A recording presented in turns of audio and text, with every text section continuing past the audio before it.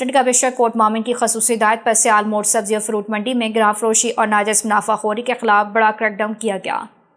Secretary market committee کوٹ مومن اور price control magistrate مہر منیر احمد نے پیرا فورس ٹیم کے ہمراہ اچانک چھاپہ مار کر متعدد دکانیں سیل کر دیں۔ کارروائی کے دوران انکشاف ہوا کہ بعض آڑتی مصنوعی مہنگائی پیدا کرتے ہوئے مقررہ نرخوں سے زائد کمیشن وصول کر رہے تھے۔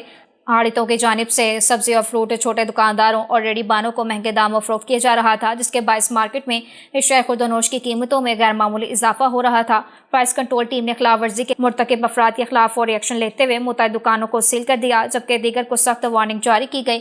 اس موقع پر پرائز کنٹرول مجسٹریٹ مہر منیر احمد کا کہنا تھا کہ عوام کو ریلیف فراہم کرنا اور مہنگائی پر قابو پانا انتظامیہ کی اولین ترجیح ہے۔